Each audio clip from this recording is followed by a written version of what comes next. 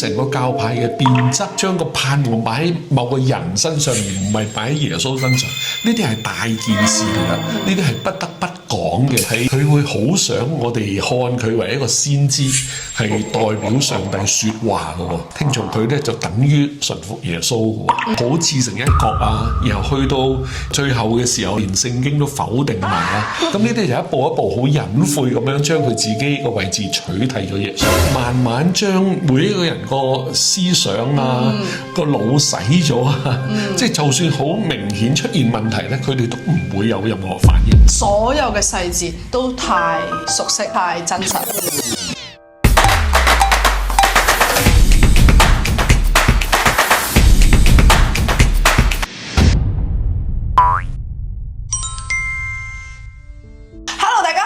冇見啦，好多人同我反映冇見我出新片啦。咁原因就係我自己都需要放下假啦，再整理一下新嘅一年有啲乜嘢想做，亦都要聯絡一下唔同嘅人。好開心啦！今日咧除咗我之外咧，見到咧一位前輩喺我側邊啊。咁我簡單介紹下佢係邊個啦。好多人可能係因為見到佢個樣而吸入嚟睇㗎啦。佢就係黃德光牧師，我哋就會稱呼佢做 Peter 老師嘅。佢係一位聖經嘅老師啦，專長嘅咧就係以希伯來原文去教導舊約聖經嘅。佢嘅機構咧就係夏達華研道中心。咁我同 Peter 老師嘅淵源大概係10年嗰陣時咧，我就喺網上邊睇到，咁我自己嘅 cut 咗入去聽。如果大家有睇過我之前嘅片啦，其實都知道我嘅背景。咁我哋就係一間相對封閉嘅教會裏邊去長大嘅，冇聽過人用咁樣嘅角度解釋聖經。咁我聽到之後，直情係覺得上癮同埋沉迷嘅。老師好仔細咁用希伯來嘅原文同埋用猶太嘅文化角度去切入，令到我係大開眼界。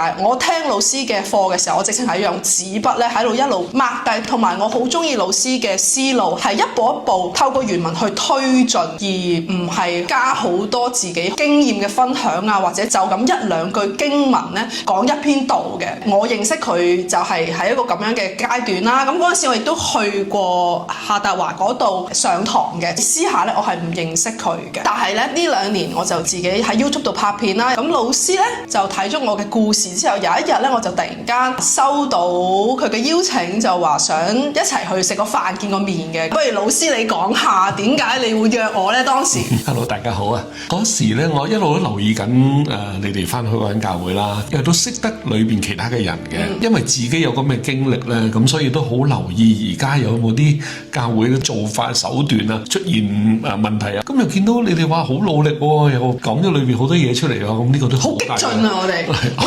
有需要嘅，好大勇氣先做到，咁所以好欣賞你哋做嘅嘢。咁於是乎咪睇下我哋可唔可以有啲嘢一齊做咯。即係食飯一齊傾下嘅時候，我先知道哦，原來老師都係出身喺一間而家已經係被定性為異端嘅教會。佢原來都同我哋有相同嘅經歷。呢個係一路睇佢咁多聖經課嘅時候，佢自己都冇同人提及，或者已經好少提及啦，因為已經好多年嘅事啦。唔怪之你都咁關注呢個議題啦。所以咧，今日我哋就決定一齊去拍片啦，以一個過來人嘅身份講下大家唔同嘅經歷，為各位觀眾提供更多可以參考㗎啦。不如老師你簡單介紹下你之前嘅教會個名係？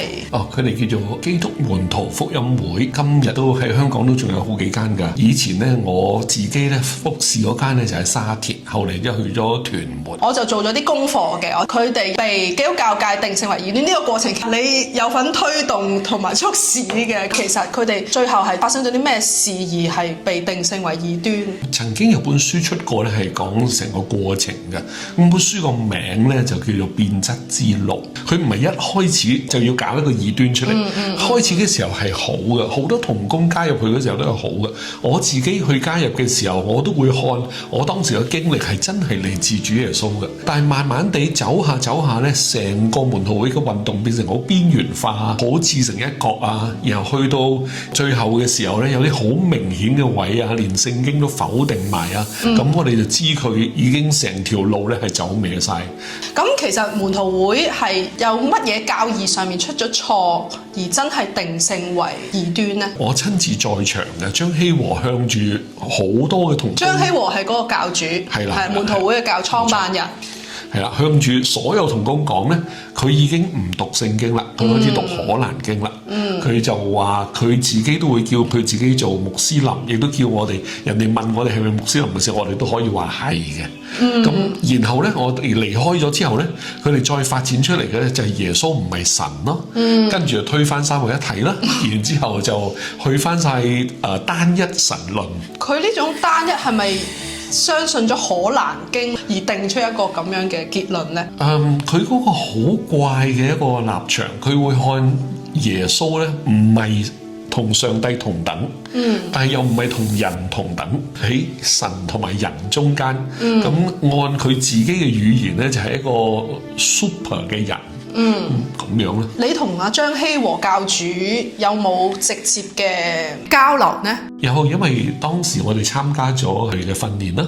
咁每個星期佢都會嚟教書㗎。當時喺平洲啦，由山下推佢上去山上啊。之後我又會帶翻佢落去啊咁所以都多機會接觸嘅。由一開始你認識嘅佢，去到佢最後發展成為佢有自己嘅理念啦，透過可蘭經有自己嘅解讀，成個過程變成咁樣嘅咧。因為張希和係有接受過正統嘅神學訓練㗎嘛，真係一個溫水煮蛙嘅情況嚟㗎。呢個改變係好隱晦，逐少咧。如果嗱而家咁多年之後，我去望翻成件嘅事咧，開始呢個我參加門徒會到結尾就我離開，或者我離開之後門徒會繼續嘅發展。somewhere喺中間呢度咧，教主同我哋嘅接觸咧係好細微嘅，一步一步咁樣將佢自己個位置係取替咗耶穌嘅位置嘅。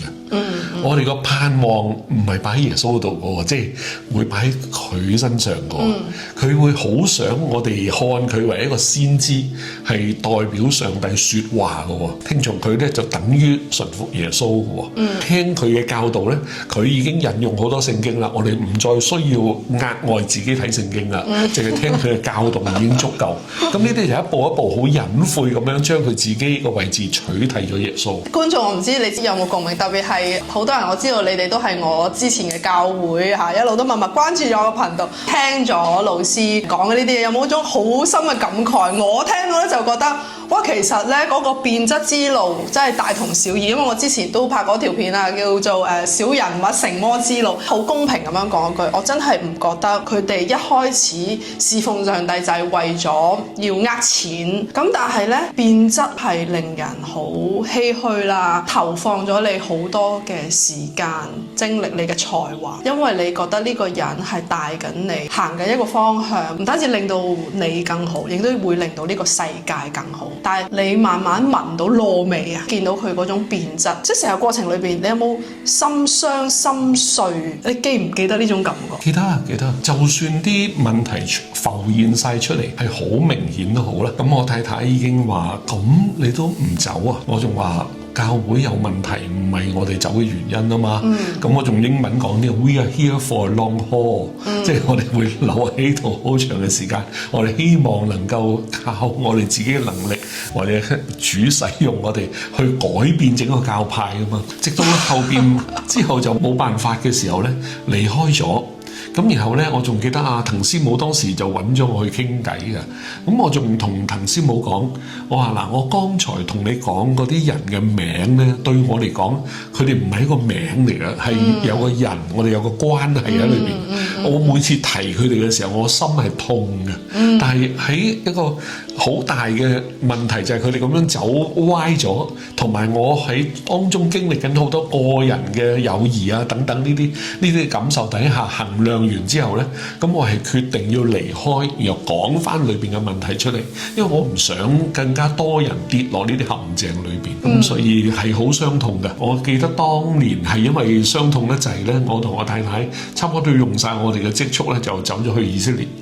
亦都係咁呢，就有個治癒之外呢，幫助我哋呢去重新明白聖經。我又想問下，去到最後嘅階段，當張希和教主佢就話可蘭經要取代聖經，應該係一片嘩然嘅，係咪？想知道成個教會嘅反應係點樣呢？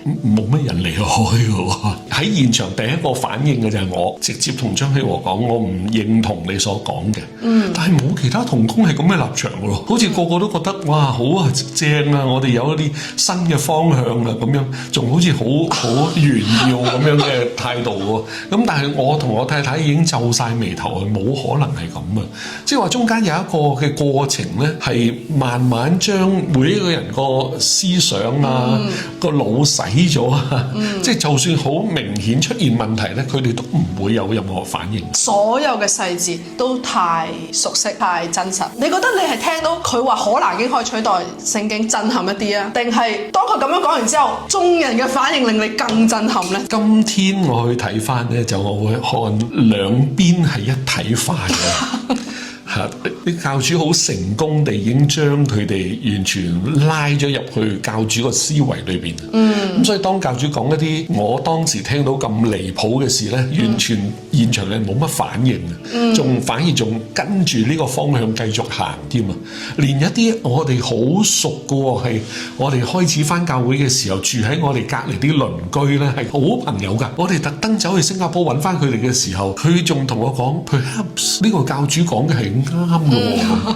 咁我已經呆咗，我冇嘢好講啊！即係我會見成件嘅事係一個操控去到一個地步，完美地你講乜人哋都會信，咁係好恐怖嘅一件事。好多時候咧，我哋呢類人啦嚇，我已經將我自己同你同等咗啦。我哋咧出嚟去講翻呢啲嘢，甚至乎哇，而家拍晒片咁高調嘅時候咧，好多教內嘅人咧會出現一種聲音，喂，其實你哋有冇諗過，你哋出嚟講呢啲嘢，人哋就係 get 到基督教就係咁衰㗎，係啊，全部都係虛偽㗎，係啊，唔好信教。我哋而家做緊嘅嘢咧，好似等同係令基督教無收，同埋咧等同係叫人唔好信耶穌一樣。特別係嗰啲唔信主嘅人啦，會攞我哋講嘅嘢咧，就大肆去渲染一種氛圍，就係你睇下佢哋喺教裏邊啊，擺咗咁多青春時間喺度，咪又係咁，咪又呃人都唔好信啦咁樣。又或者其他教內邊嘅人咧，更加加強咗佢哋，係我哋真係唔可以亂講嘢㗎，我哋交俾主啦，然之後我哋就安靜離開，我哋禱告，等下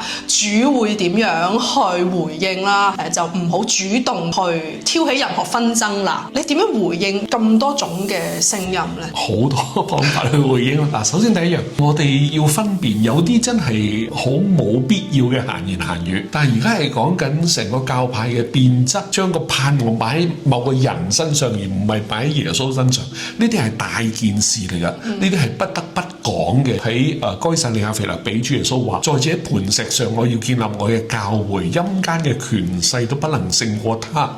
當時喺現場，因為有一個山洞被譽為地獄之門啊，或者係陰間之門，咁即係主耶穌喺嗰度場景度講呢個陰間嘅權勢，人人都會明白，就代表住死亡。